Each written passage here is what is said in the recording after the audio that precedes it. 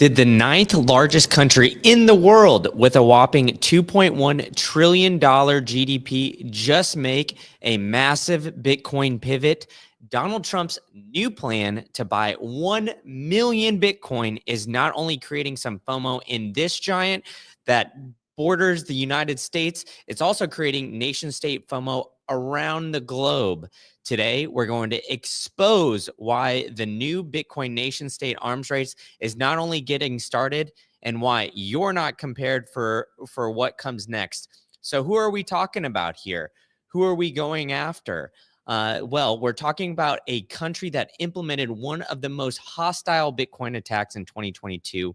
It's also ranked the 5th most democratic nation in the world. And getting more specific, we're diving into a nation with a massive, massive housing bubble. We're talking about the nation of Canada. First, we have Vancouver's mayor, Ken Sim, proposing to add Bitcoin to the nation's city reserves. So not only is Donald Trump creating this FOMO around 4 nation states, other nations are looking at what the United States is doing. We have Dennis Porter on the ground here, who just was on a giant spaces with Senator Cynthia Lummis right before Bitcoin hit 100K yesterday, and they were all proposing adding Bitcoin as strategic reserves to not only the United States, but to states' balance sheets as well. So Vancouver, also known for its beauty and everything like that. But the interesting part about Canada is it's been very, very hostile towards Bitcoin and freedom technology. And we'll get into that here in a second. But the proposal was introduced on December 11th, and it's going to add potentially Bitcoin to its strategic reserve. Now, is this mayor just fronting right now, or is he for real? Well, he went on Natalie Brunell's podcast and said that Bitcoin is the greatest invention ever in human history. So I don't think that he's necessarily just blowing hot air, blowing smoke here to try to get you guys into his good graces. Now, this is very interesting because of what I mentioned previously in the introduction. Canada's housing market is terrible. It's one of the worst housing markets in the globe.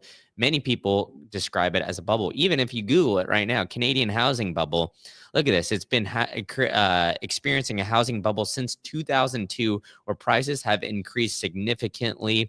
If you go all around the globe or all around Canada or talk to a lot of great Canadian Bitcoiners, they'll tell you all about it, where it's nearly impossible to buy a house within city limits of Toronto, Vancouver, some of these other major metropolitan areas. So look at this chart here. You can see since 2002, the United States have had, their fair share of housing dip.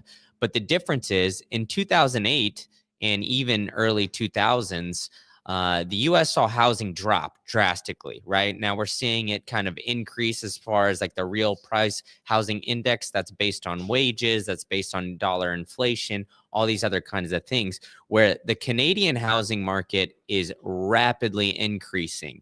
So Canada is experiencing massive amounts of inflation. The loonie, the toonie, whatever the hell you want to call it, the Canuck buck is deflating away drastically comparatively to the dollar. But how drastic is, this as adding to a city's balance sheet? The interesting thing about Canada is there's basically 3 major cities. There's Toronto, there's Montreal, and there's Vancouver. And majority of the country lives within an hour radius of each one of these metropolitan areas, and they're all very closely bordered to the United States. So with that, the Canadian or the GDP of the city of Vancouver is $158 billion worth in 2023, but it only saw a 0.5% annual growth rate, which is pretty interesting here because we have not seen a lot of growth when it comes to Canada. And there's been a big issue when it comes to, the current administration. But on the flip side of things, it is ranked the 9th largest GDP in the world. And with Canada being so close to the United States, all eyes are on what the United States does and how the U.S. acts with Canada. Donald Trump has come out and said that he's going to put massive amounts of tariffs around Canada and what they are doing. And Trudeau said that he would not appreciate that, right? But Trump famously tweeted out, I think it was on Truth Social, that if Canada can't survive these massive amounts of tariffs, it might as well become the 51st American state and, just come from there. So a little tongue in cheek stuff. But, why this giant backflip on Bitcoin and, digital currency? What were some of the hostilities that they've seen previously? Well, we had in 2020, the Canadian truckers protest where Trudeau, who is the current administration, vowed to freeze a lot of bank accounts. And he ended up doing that, unfortunately. But what that did is it sent, created a lot of Bitcoiners because it is freedom technology. So, a class action lawsuit was filed. Good friend of the program, Benjamin Dichter, here is unfortunately mentioned in that suit, fortunately or unfortunately, depending on how you look at it. But, with all this to say, the Canadians have been very upset with the current administration and are looking for a change. So how do I know that they're looking for a change? Well, you could see it very easily here in the polls where we have Pierre Poilievre. I believe I'm saying that correctly, but I don't have the French accent down just yet, but massively, massively leading in the polls here. But who is this Pierre Poilievre guy and why is he very important? Well, he's been around the game for a little bit here. He, we got this video here tweeted out by Michael Saylor. Unfortunately, I don't have sound on it, so I cannot play it for you guys, but it is all about inflation and what is money. So Pierre was hitting the campaign trail a couple years ago talking about this and the issues of the inflationary pressures that the country of Canada was facing 2 years ago. And he was doing it before then. Unfortunately, during that time, we saw Bitcoin drop dramatically in price. I believe it fell, from 40K to maybe 17 or so. So the opposing parties used that against Pierre at that time. And so that was their rallying call. What does Pierre actually know about money if he's telling you to buy Bitcoin and it's devaluing, it's rapidly decreasing? But we know Bitcoin goes through these cycles and he is not to blame necessarily for that. But Pierre has been a Bitcoiner. He's gone to Tahini's up there in Canada. So shout out to Tahini's. They've got some great shawarma if you find yourself up there.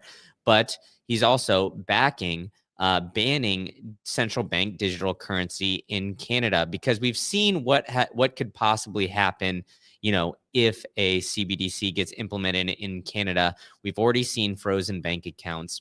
So Bitcoin being utilized as freedom technology would be a drastic improvement for what is going on in Canada, and it is being severely, severely devalued. And so Pierre is the leader of the Conservative Party. As I showed you earlier, he's drastically leading in the polls here. And even Trudeau, he's falling like, a rock off a cliff here. We even have the third party in their new Democratic Party potentially creeping up here a little bit on Justin Trudeau. So with that all being said, what is happening right now in Canada is a complete black flip.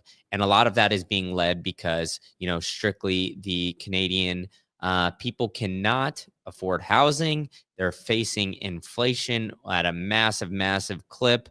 As we stated earlier in this live stream, the housing market is in an extreme bubble. This cannot be highlighted enough.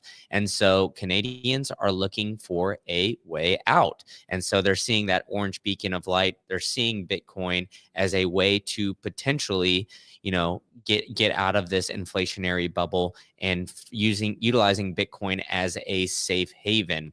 Now, with all of this, Donald Trump proposing to buy $1 million or 1 million Bitcoin, which would be $1 billion of Bitcoin after we just recently had this price action here. We're sitting at 101,000 during this live stream here, right as we were getting started. So Bitcoin is seeing this massive rise up. We're seeing nation state FOMO come in. And I think that this is just a recipe to blow the top off here in 2025.